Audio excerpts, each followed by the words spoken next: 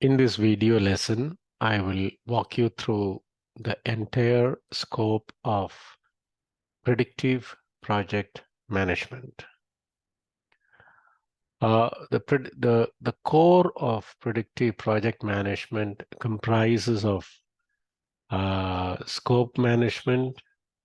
So we have the scope management, cost management, schedule management, quality management, communications management, procurement management, stakeholder management, risk management, resources management, which include human resources as well as other resources for the project, then integration management, and environment, health, and safety, which is known as EHS.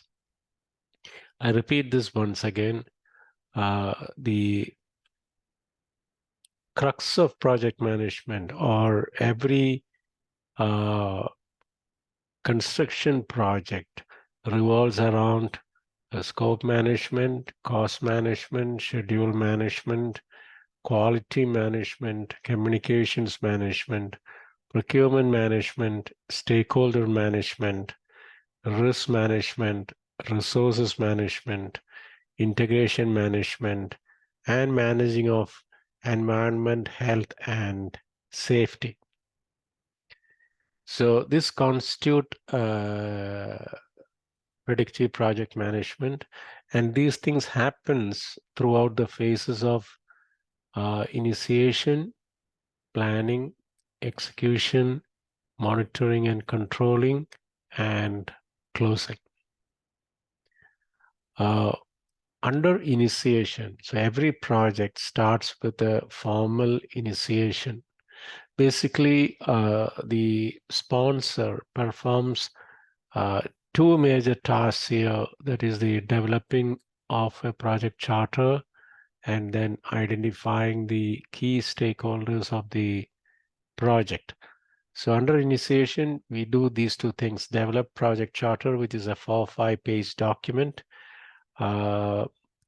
which comprises of the business case of the project, the alternatives analysis, the high-level risk, major milestones with dates, key stakeholders, their contact details, their roles and responsibilities.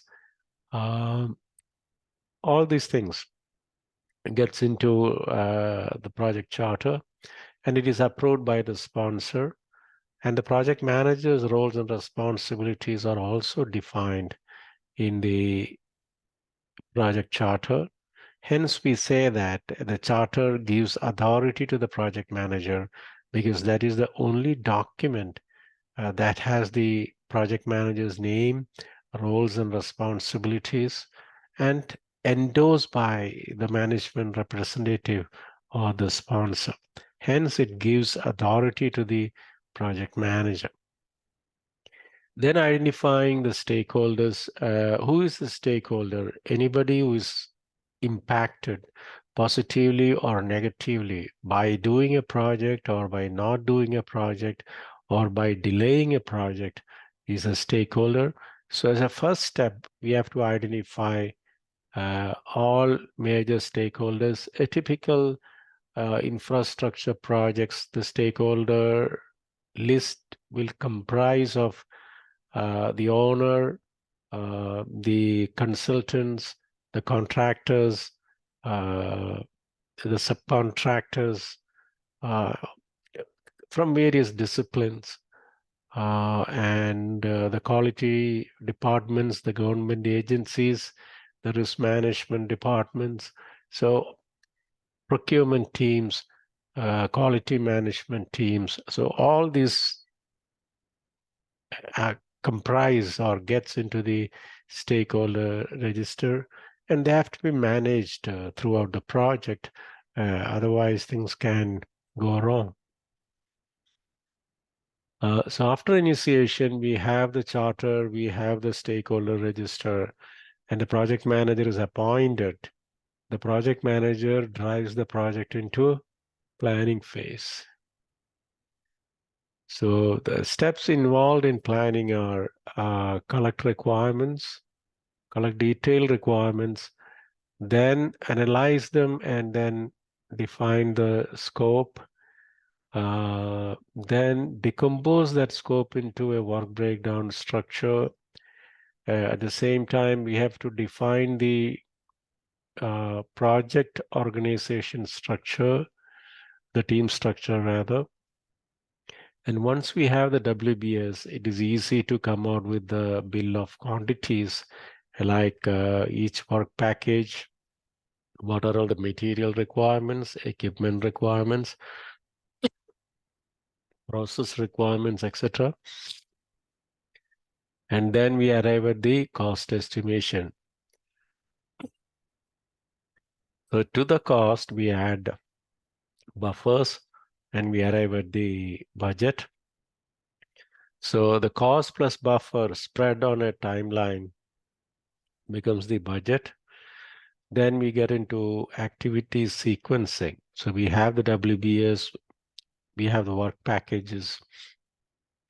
The work packages gets decomposed into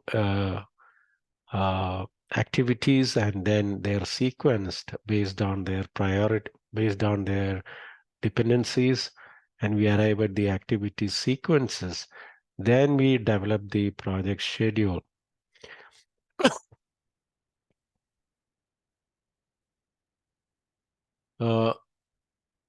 Then we get into the execution mode. It is all about doing the project as per the plan.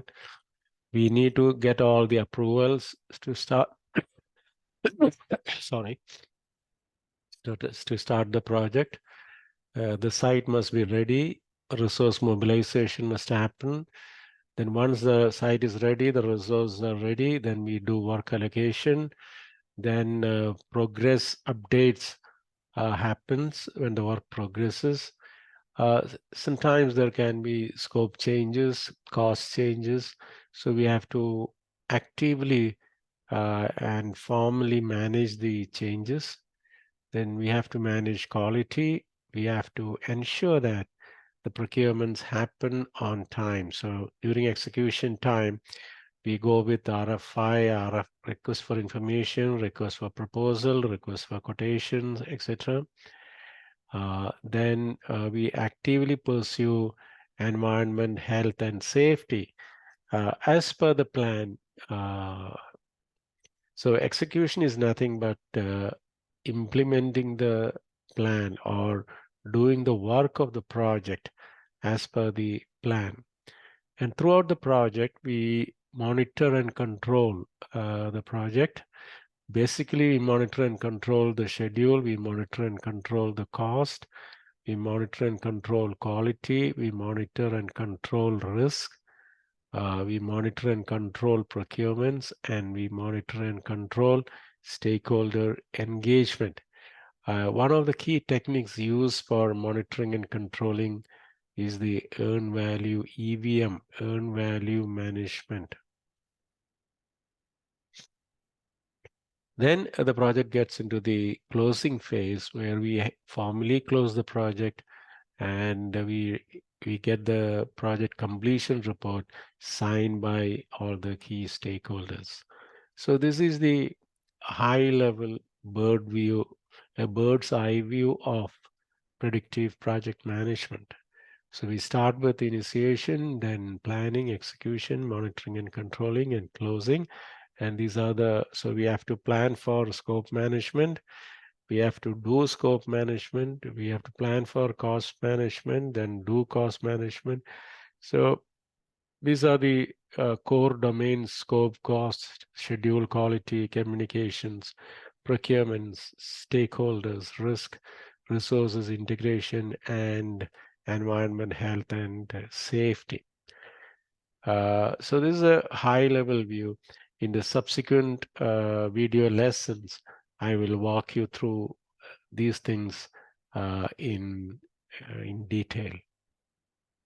If you have any queries, please post it as a comment to this video and I will answer them. Thank you.